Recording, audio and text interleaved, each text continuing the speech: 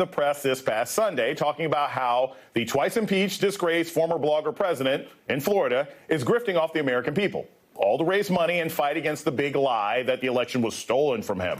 You know, that grift.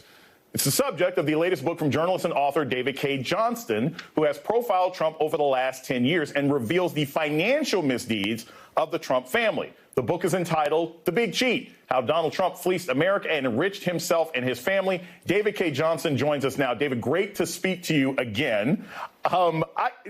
This is the thing that gets me.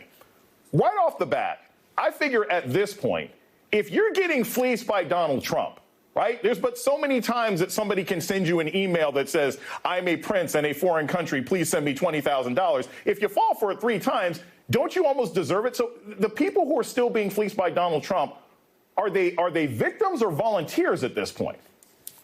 Well, there certainly are people I describe in the book who were victims, like a dying man who sent $500, half of his income for the month, and then the Trump campaign tapped his bank account until they drained it. And they did this to many, many, many people. The people who are donating today, I think many of them simply have come to hate America.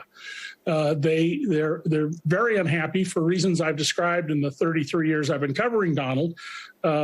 The bottom 90% of Americans had a smaller income in 2019 than they did in 1973, for example.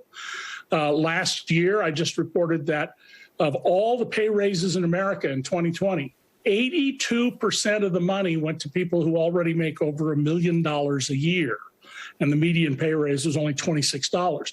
So a lot of people are really unhappy about conditions in America, and they see Donald as their savior.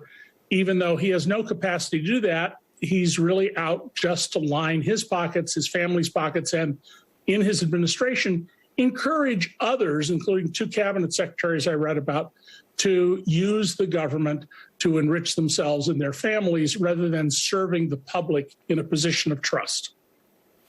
So, David, this is something else. You're on your 3rd book now, and I have enjoyed your previous 2 books. Usually the trilogies, the 3rd one isn't great, like The Matrix or Star Wars. Yours are great. I am assuming this 3rd one is going to be fantastic. And it's not the conclusion of the Trump saga, because he's still trying to enrich himself and his family. So my question now is, what motivated you to write this book? Is it as a warning for what America needs to take into consideration in 2022 and 2024? Or is it sort of a reminder, hey, if you guys weren't listening, this guy is not taking the defeat in 2020 as a stopgap. It's an opportunity to steal more money. What was sort of the motivation here? Well, Jason, you had a great discussion earlier in this hour about how a couple of facts are being abused to get people to not understand the relationship that Trump has had with the Russians since the early 80s, and how the Kremlin has been courting him since 1987, and how he has been used through brilliant spycraft.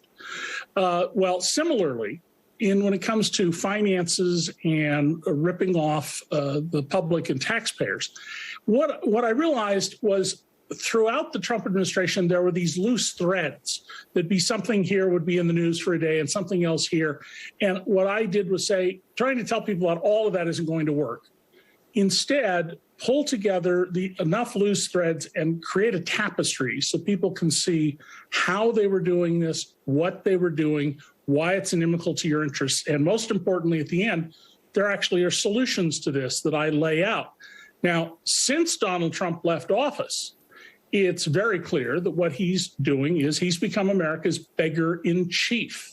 That's how he makes his living. He begs for money, and he's going to need a lot of it once he's indicted to pay criminal defense lawyers, just in the case in Manhattan, never mind if he's indicted in the other locations. The new book is The Big Cheat by David K. Johnston. You've got to get this book. He's probably the best analyst on Trump that we have. Thank you so much for spending some time with us today. Thank you, Jason. We'll be right back after a quick break.